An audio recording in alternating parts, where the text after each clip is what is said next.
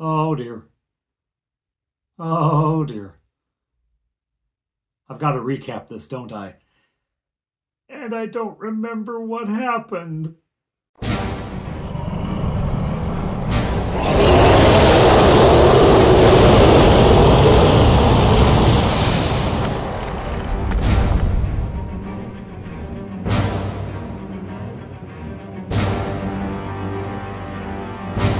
Hello, everyone. I'm Father Aaron. The Dungeon Minister! And, oh boy, oh boy, oh boy. So, the Heroes of Honeywook, last we knew, they took off to investigate a danger from the south and east, and they discovered a tribe of orcs, a nest of orcs, that were crossing under the mountain and guarding a weapons cache. They also discovered the plans for a larger invasion, orcs moving up on the eastern side of the mountain, moving northward to come around the top to attack Achahd Mar, to be joined by hobgoblins coming from the east. A whole joint hobgoblin orc task force going on here, Operation Grassland Gross. I don't know what it is. Anyway, they discovered this on their way back, having stolen a catapult. On their way back, they are pursued by orcs and an ogre and a direwolf, and there's a big combat, and they run, and the ogre chases them into the karst areas. The ground drops down, and these pillars of rock, harder rock that didn't get eroded away, are thrust up. They're going in among those, and the ogre stops. It's afraid. What is it afraid of? The web golem! A creation of Dirty Basement Terrains. Very cool. Anyway, the party fights the web golem for a little bit, but pretty much just retreats, because they're already down in hit points, having fought lots of orcs, right? Lots of orcs, direwolf, etc. They're already down in hit points, so they decide that discretion is the better part of valor, and they run. In doing so, they drop the catapult. If they took it with them, it would slow them down too much. That's how the ogre caught up with them to begin with, right? So they drop the catapult, and they lead the web golem onto the ogre, and they hear the pained screams of the ogre in the distance as they flee. Anyhow, they get back to Achahd Mar. They report everything that has happened. Okay, Lord Morrgan is very, very worried, because he has been called to aid the Count. He's raising troops to take up to the keep on the Great Northern Sea, or to liberate Honeywook, or to do whatever the Count wants done with them. He's raising troops for that. And now he's got an attack coming from the east. He can't abandon Achahd Mar. If he does, the orcs and the hobgoblins will pour into the north of the kingdom of Strathunwyn, and that kingdom is already divided. It's already, especially in the north, it's already a mess. They can't let that happen. So he has to stay and try to defend Achahd Mar. He doesn't have enough troops, really. He was never meant to be more than a sort of warning system, and Kilmarnock would respond, right? But will Gorak respond? Gorak may have been responsible for calling the hobgoblins in. Who knows? Gorak is allied with Bargle. Bargle could do anything. He works with goblins, for heaven's sake. And? Sorry. I know. Unfair reputation. You really good guys. Just misunderstood. Anyhow, so Achahd Mar needs to be defended. Morrgan is torn. What is he going to do? He also now knows that there is this threat in the forest. Is this threat associated with the orcs and ogres? It doesn't seem like it, because the ogre was afraid of it. But still, it's out there, and it's a danger. Well, as I say, he's been gathering troops. Among those troops, an adventuring party. A party of adventurers that has heeded the call and said, well, let's go. We know how to fight. We know how to handle ourselves. Let's go. This party consists of 2 clerics, 3 dwarves, 2 halflings, a couple of magic users, a fighter. I think there's a thief in there as well. And here we come to the problem. This party is the game that I played, that I ran for CleriCon this year, well, last year, 2024, right? That's how long it's taken me to get around to recapping this. This is the game that I ran for CleriCon back in October of 2024. And I thought I would be clever and take copious notes. Well, copious, but I'd take notes as I went along. Usually I don't. Take notes all along, and then I would have that for when I did the recap. Brilliant. Except I lost the notes. Look, CleriCon's a big event. There's a lot going on. I'm doing a whole bunch of different things. The papers must have gotten in with some other batch of paper that was trash and got recycled. So I don't have a lot of the notes. What I did have was the adventure itself, and fortunately, I did a few times what I normally do, which is just take notes on the adventure, right, on the thing I'd written out. So I had some. And I did have some of the character sheets, right? So I knew who some of the players were. I had that down. Not everyone's, though.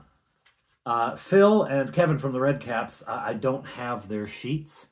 And I sent out a message, but, not everyone reads their email. So I don't know who they were. I'm pretty sure that Phil was one of the two magic users. Kevin might have been a thief. I know his character name I know, Rusty. And I think that Phil was a magic user. I don't know his character name, though. So, sorry, guys. At any rate, I do remember a vague notion of what happened, and some of the folks that I asked, can you tell me about, they sent back some stuff, so I do have some idea. Lord Morgan knows there is a threat. He sees that a group has come in that seem cohesive. They seem to know each other. They arrive together, they stay together, they stick together. Great. Hello! Okay, so it's supposed to be Brian Blessed, but I've had a cold lately, so I don't know if I'm going to be able to do a Brian Blessed. And unfortunately, the best way into a Brian Blessed impression is to do Boss Nass from Star Wars, and I don't want to pollute anyone's mind with a Gungan, so I'll just pretend that this is a good Brian Blessed impression. Hello! You lot, we have a problem. I need you to go and sort it out.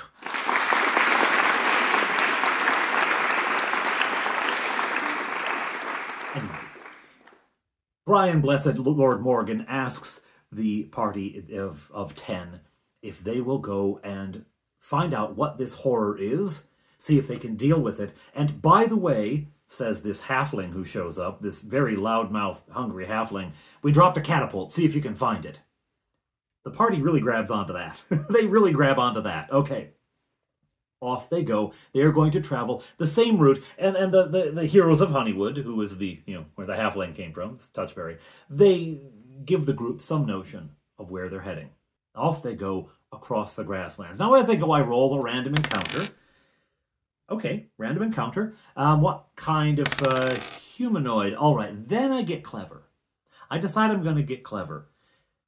And they run into a group of people who are fleeing from the orcs, right? They are from the west side of the mountains, so this must be the orcs that came out of the tunnel. Maybe they've been operating in the area and causing some trouble. Great, okay. These two, though, are absolutely crazed, shell-shocked, just stunned, and really hungry for fruit. Really hungry for fruit. What is this about? We've seen some people desperate for fruit before. What is going on with the fruit? Well, what's going on is something that never actually intersects the story. It comes close. It was a random chance thing, and it never just came up. Despite having some pretty good chances that it would, the dice didn't favor it. So they never really figure out the fruit thing. I'm not going to tell you the fruit thing yet either. If you were one of the players and wondering what the fruit thing was about, I will let you know during this episode. Anyway, they give these guys as much food as they can. They say, Achahd Mar is that way. Go, you'll find safety. They continue. And they approach the forests that are surrounding the mountains on the western side. And they find the marker that was sort of a stone landmark that was told them this about where we went in, so that's where they go in, and they find a trail through the forest. You'll remember when the Heroes of Honeywook entered this forest, they encountered some spiders and went around them. They went way around. This time, this party isn't quite so lucky. The dice roll says they are surprised, and from the forest emerges an enormous tarantella spider. These are the ones that make you dance. And that's what happens. The spider attacks and bites Father Glenn Williams. Glenn Williams is the village that the church is located in, and Father Glenn Williams is General Nutt's character. General Nutt being one of the players, he played last year as well. But Father Glenn Williams, bringing up the rear of the party, is attacked, set upon by the spider, and bitten. Make your saving throw. You missed it. General Nutt starts dancing. He starts dancing. Now, I should take this opportunity to introduce as much of the group as I can. There is Father Glenn Williams. The other cleric is Father Aaron. That's ye old geek, trying to curry favor. We do have a couple of magic users. Again, Phil's magic user, I don't have his name. Mage's Musings played a magic user, Vinificus. Vinificus, the magic user. There was a fighter by the name of Swan that was played by Tom. The dwarves, Axe Chris Jr. This is Chris. He played Axe Chris last year. Axe Chris died. This is Axe Chris Jr. It's nice to know that the family line continues, even though the father's dead. Tarbeer, the cousin of Tarbor, who I killed. Well, I didn't kill. Evil creature suspended in water killed at the previous CleriCon, played by Bob. And then we have Felonius and Philomena, the halflings, the halfling couple. And they're a real-life couple, Robert and Catherine. Finally, there's Kev from Redcaps, who played Rusty. I have the name, but not the class. I'm going to say Rusty's a thief, because otherwise the party doesn't have a thief. So, Rusty, the thief. So, here we have the party. Father Glenn Williams has been set upon, bitten, and begins dancing. Oh no, we have an enormous spider. Of course, Father Glenn Williams cannot do much, so he's dancing away. The others launch into action. Some attacks are made, not a great deal of success. I think the halflings hit from range. And then Vinificus, mage, his magic user throws a vial of oil, right? He's going to break this oil over the thing and, try to burn the spider out. Rolls a nat 20. Boom! Oil bursts over the spider. It's just coated in the stuff. Perfect! Someone throw a torch. Phil's magic user has a torch, and he throws it. And he rolls the dice. And it rolls. And you'll notice on the dice, well, it's not on this one, but on his dice, the 20 is right next to the 2. And it rolls, and it hovers, and there it is on edge, between a 20 and a 2, hanging there, and the table draws its breath in.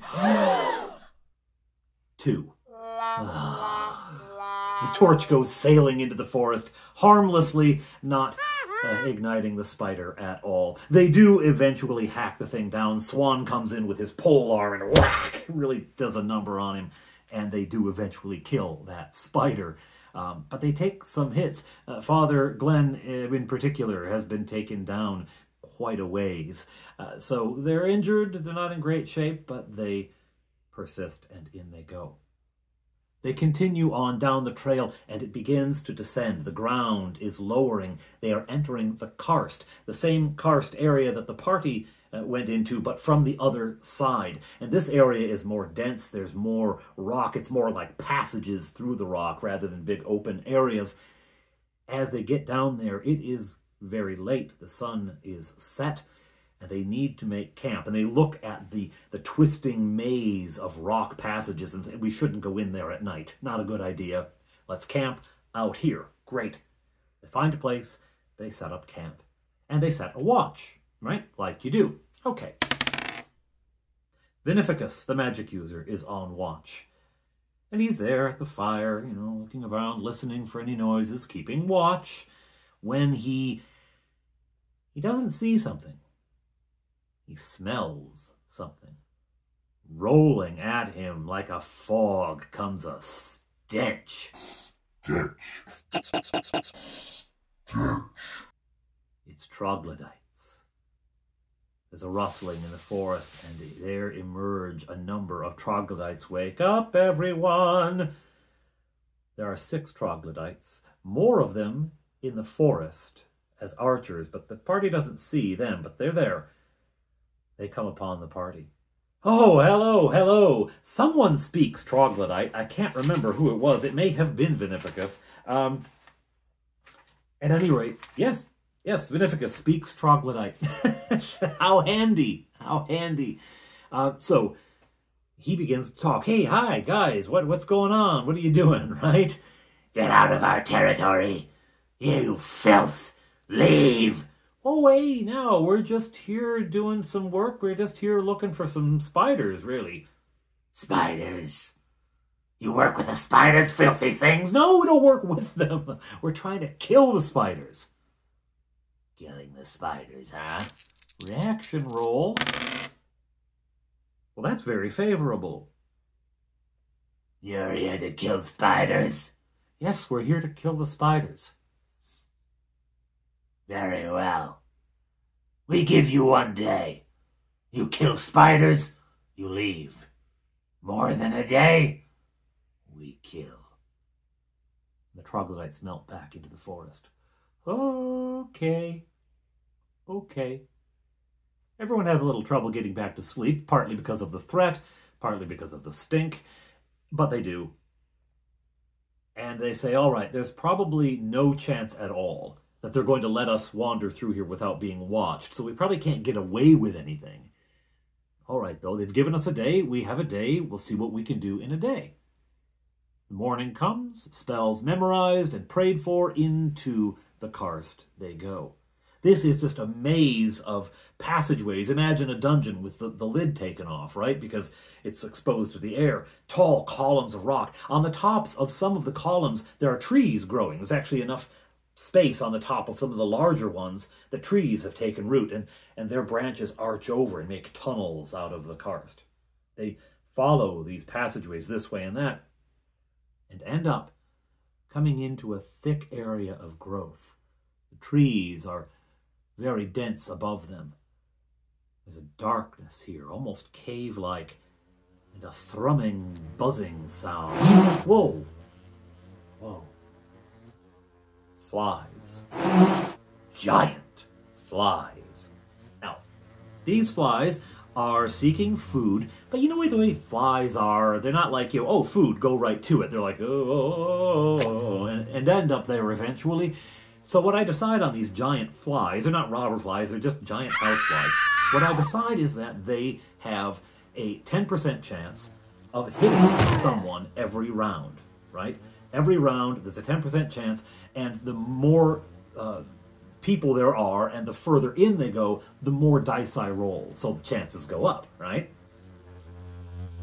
Never gets one. Never gets under a 10. Because I'm doing it's a 10 or under, that'll win. You can either do 90 or up, and that's a hit, or 10 or under. Doesn't matter which way you go, as long as you have the same metric. I'm not rolling any of them. None of the flies want anything to do with this party, which is unfortunate, because if they had been bitten, they would have discovered the whole fruit thing, but that's just the way the dice roll. The fruit thing. If you're bitten, you have to save versus poison, and if you fail, there is a disease. It's a bacterial, viral germs that these flies carry that makes you desperate for sugars. And in the medieval world, that's largely going to be fruit, right? That's where people's sugars are coming from, generally speaking, fruits and breads and stuff. But they crave fruit. So if you get infected with this, your body just starts to crave fruit, and over a certain number of turns, you start to just absolutely manically need fruit, and you can't focus on anything else. So you become useless as a fighter, spellcaster, anything, right? None of the flies bite anybody, so it's a moot point. Anyhow, in they go into this cavern. The flies occasionally dive bombing them and getting close, but never hitting. As they go further in, they come to an area that's almost egg-shaped, from the rounded earth up into the pillars of the karst to the trees arching overhead, and the trees filled with webs. The bottom of this egg is a pile, a stinking pile of bodies. Some skeletal, some ancient and desiccated, others relatively fresh, including some troglodytes. No wonder they wanted us to kill the spiders, right? And down from above are descending giant spiders. There is the party, at the bottom of this nest, in the middle of the danger as spiders descend upon them. Range attacks! The halflings are firing off bow and arrow, trying to knock them off the webs, trying to kill some of them before they descend. Everyone who has any range attack at all is firing it, spells and slings and arrows and everything. But eventually the spiders do reach the ground and melee is engaged. Swan is swinging around with that enormous pole arm, and the clerics are bashing with warhammer and mace. It is a blender. It's chaos, right? Swords and battle axes, the dwarves charging into combat, right? It's just crazy. Some of the people are caught in these webs. These are not tarantella spiders. These are shroud spiders. And as the web touches someone, they are frozen, paralyzed, and they get a save versus spells, but if they miss it, and a couple people did, they're frozen, they can't move. They just, so taken out of combat to be eaten later, right? And it's just a really cool thing. It's just sort of a blender of combat at the bottom of this thing as spiders descend upon them. Eventually, though, the party does, the numbers tell, 10 party members, the numbers tell, and they do kill all of the spiders. All right. Spiders are all dead? Are there any baby spiders up there in the nests? You don't see any movement. No baby spiders. You do, however, see hanging egg sacs. More little spiders someday. All right, that's it. We're burning them out. They're going to light the webs. This whole thing is sort of a cocoon of webs. They're going to light them and just let the whole huge spiderweb egg burn. But first, they're going to search through this pile of the dead because some of those dead look rather recent. Is it anyone we know? Is it anyone important? They discover, in addition to the troglodytes, a couple of bodies that they've been there a while. But they were clearly human. One dressed in fine clothing, silks, etc., with a jeweled dagger at the waist. Another in armor. Rusted armor, but with a shining, gleaming sword. A normal sword +1, which can cast light once per day. And obviously, they don't discern that in the moment, but they do take the sword, they take the jeweled dagger, they find a number of coins cast around. Some of the troglodytes had some money on them in little leather pouches. They're more recent kills. They take all of that, holding their noses for the troglodytes, right? They gather all of that up. All right. It's time to set a funeral pyre for these and for the eggs above. Light them up. So they light this cocoon of webs, and it begins to burn up, up, up. Of course, they don't stick around to see it go as it completely consumes the entire nest. They don't stay to watch. They head out. They make their way into the karst, this way, that way, and finally deciding on a direction, they head generally roughly east. It's a more open area, consistent with what that party, the two elves and the halfling and the woman described to them. They go into this area and are moving along, looking cautiously. Hello. They spot something. Hello. Human. An aged human. Crazed-looking human. Hello? Hello, hello. Why are you? Be careful. Spiders. Okay. Hi. Hello. Who are you? Who am I? Who am I? Why am I? Where am I? How am I? He's nuts. Okay, the story behind this individual is he was a magic user. He and a fighter were tasked with escorting a princeling through this area. Just a minor noble, would have been known to Lord Morrgan Mar, lower down on the ranks than Mar is. Would have been known to him, but no one terribly important in the grand scheme of things. But this fellow was traveling from here to there and got lost in the woods. This little party got lost in the karst, chased there by troglodytes. They were set upon by spiders, and this magic user watched as the fighter and the princeling were taken, eaten, sucked dry, and it broke him. His mind is o'erthrown.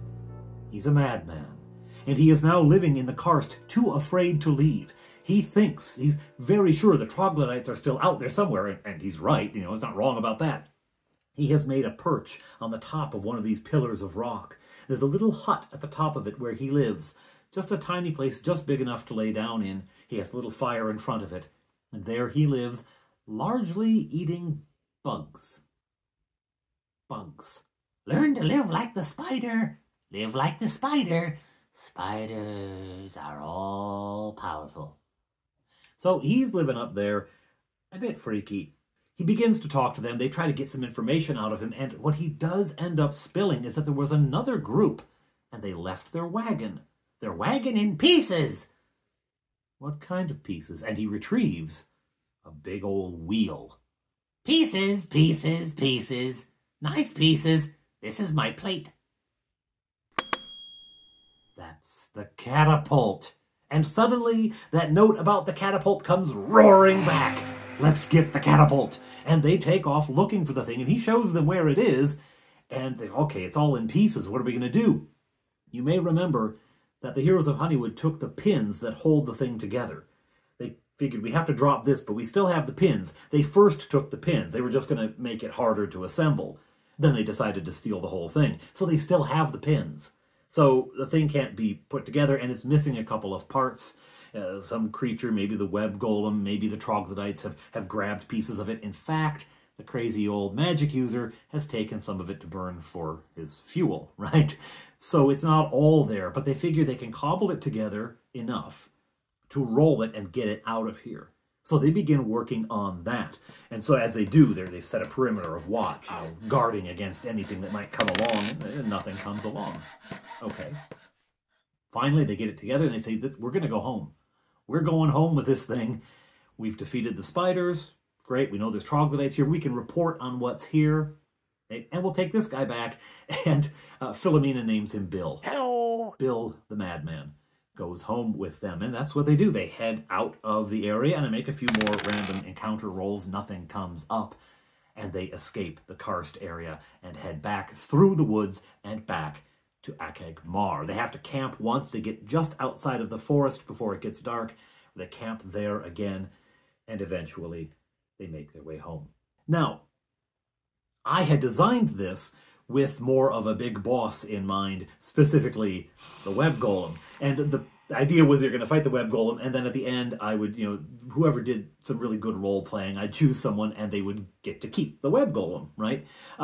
Everyone really played quite well. It was all kind of a good, team effort, and there was no sort of outstanding stuff happening. So I thought, you know what I'm going to do? I'm just going to roll a dice, and the dice happened to land on Ye Old Geek. So Ye Old Geek took Lawrence's web golem back to England. So there you go, Dirty Basement Terrain. Some of your work is now over at Old Blighty and frightening the Brits over there. And the party gets back, and of course they introduce Bill into the situation. They did make sure to secure Bill's spell book first. Anyhow, they get back, and all is well. And by this point, it's like 11:30 at night anyway, so any thought of going back to do any more, not on. Just not on. So there it is. I will say, learning for me on this one, don't try to tie things too tightly into an ongoing, because I couldn't really write the thing until much later on. I got the players past this point.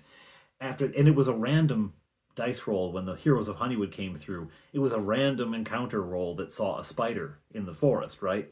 So that random encounter decided who the main bad guy would be here. And then I got Lawrence's box of goodies and included the web golems, and I thought, well, that fits, right? I might actually post this somewhere. You know what?